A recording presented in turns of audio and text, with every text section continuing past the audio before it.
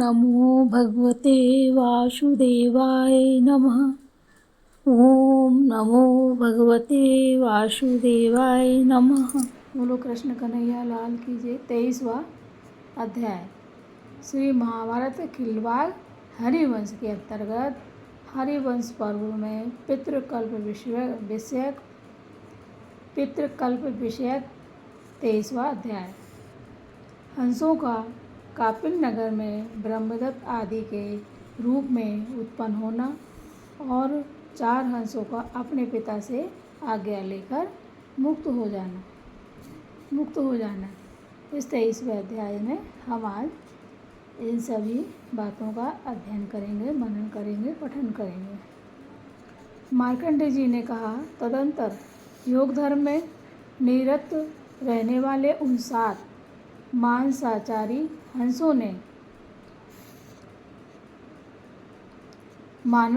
हंसों ने जो पद्मगर्भ, अरविंदाक्ष, क्षीरगर्भ, सुलोचन, उरुविंदु, सुविंदु और हैमगर्भ नाम धारण करते थे, केवल जल और वायु का ही भक्षण करके अपने शरीर को सुखाना आरंभ कर दिया।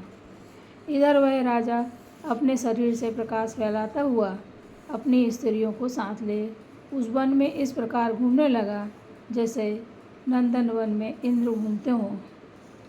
राजन, उस राजा ने उन पक्षियों को एकाग्रता आदि का बाह्य लक्षणों से योग धर्म में परायण देखा। इससे वह पक्षी भी योग साधना करते हैं। हाय आदि के रूप में उत्पन्न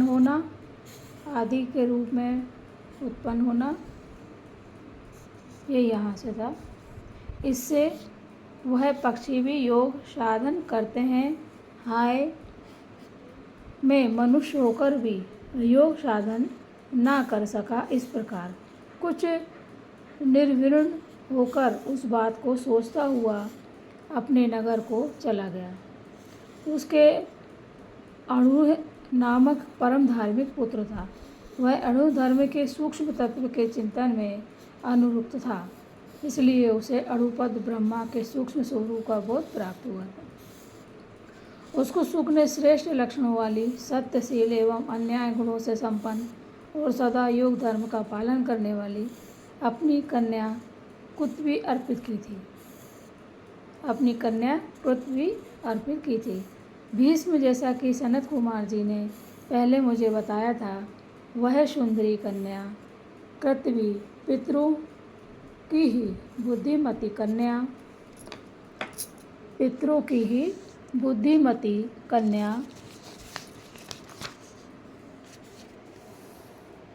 पीयूरी थी। उसका नाम क्या था? पीयूरी।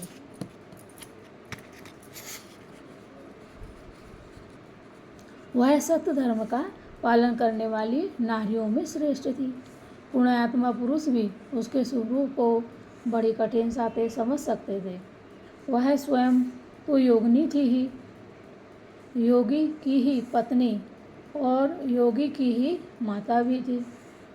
मैंने पहले पितृकल्प के समय ये सब बातें तुम्हें बताई थी। राजा विभाज अणुह को राज सिंहासन पर बैठाकर प्रसन्नचित हो पूर्ववासियों से विदा ले ब्राह्मण से स्वस्ति वाचन कराकर जहाँ वे सहचारी हंस रहते थे उस सरोवर पर तप करने के लिए चले गए। वे उस सरोवर के तट पर सब मनोकामनाओं को त्याग निराहार रहे वायु को पीकर ही तपस्या करने लगे। भारत, उनका यह संकल्प था कि मैं उन योगी हंसों में से किसी एक का पुत्र बनकर उत्पन्न हूँ तो मैं भी योग धर्म का पालन कर सकूँगा। इस प्रकार विचार करके वे महातपस्वी विभाज बड़ा भारी तप करके सूर्य के समान सुशोभित होने लगे। कुरुश्रेष्ठ, उन्होंने अपने तप से उस वन को प्रकाशित कर दिया। इसलिए वह सरोवर और वह वन भी ब्रह्भाज सरोवर और ब्रह्भाज वन के नाम से प्रसिद्ध हो गए। राजन, इसी समय उस सरोवर पर उन योग धर्म का पालन करने वाले 4 हंसों ने तथा योग भ्रष्ट 3 हंसों ने भी अपने शरीर को त्याग दिया। वे सातों निष्पाप महात्मा कापिल नगर में ब्रह्मदत्त आदि नामों से उत्पन्न हुए। ये सब ज्ञान, ध्यान, जप, तप और पूजा में लगे रहते थे तथा वेदांग के पारगामी विद्वान थे। इनमें चार पुत्रों को 4 तो अपने पूर्वजनों का स्मरण था और 3 साप से मोहित होने के कारण अपने पूर्वजन्म की स्मृति से वंचित थे। स्वतंत्र ने अपनी पक्षी शरीर में जैसा संकल्प किया था उसी के अनुसार वह अणु के महायशस्वी पुत्र ब्रह्मदत्त के रूप में उत्पन्न हुआ। वह ज्ञान, ध्यान और तप करते पवित्र हो गया था तथा वेद और वेदांग का पारगामी विद्वान था। वामनुभव और वत्स ये दोनों वहाँ राजा अणु के मंत्री तथा श्रोत्रिय ब्राह्मण थे। छिद्र दर्शन और सुनेत्र नामक हंस उन्हीं श्रोत्रिय राजमंत्रियों के कुल में वेदांग के पारगामी श्रोत्रिय पुत्र बनकर उत्पन्न हुए।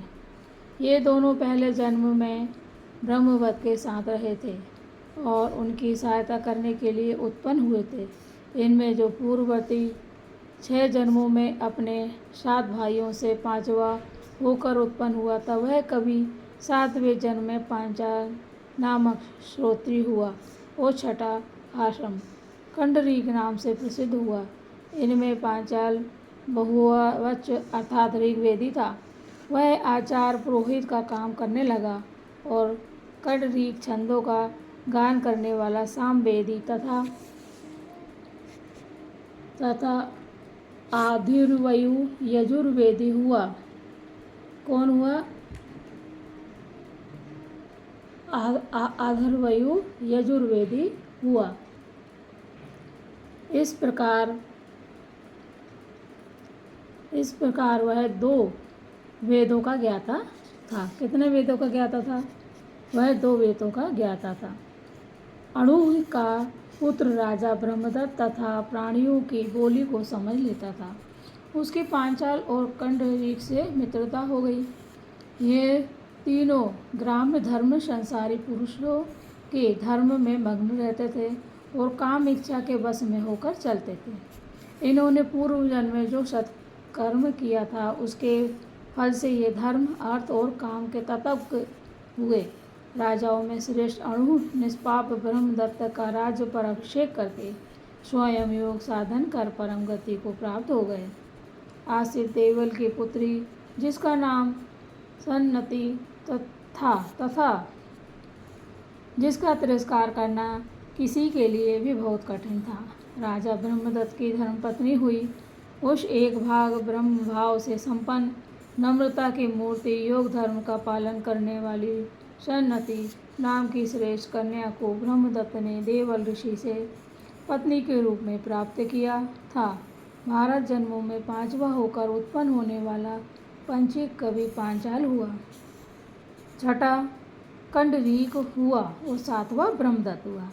जो शेष सहचारी पक्षी थे वे काम्पिल नगर में अत्यंत दरिद्र श्रोत्रिय कुल में सगे भाई बनकर उत्पन्न हुए। वे चारों रतिमान, सुमना, विद्वान, तत्वदर्शी के नाम से प्रसिद्ध थे और वेदों के अध्ययन करने में लगे रहते थे।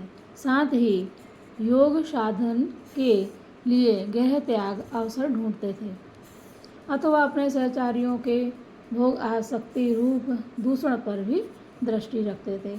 इनकी पूर्व जन्मों में जैसी वैराग्यपूर्ण बुद्धि थी वैसी ही इस जन्म में प्रकट हुई, अतः वे सब सिद्ध पुरुष योग परायण हो घर से चलने के लिए उद्धत हुए। जब उन्होंने अपने पिता से पूछकर जाने का विचार किया तब पिता ने उनसे यह बात कही, तुम लोग यदि मुझको छोड़कर वन में जाओगे तो यह तुम्हारे लिए अधर्म ही होगा।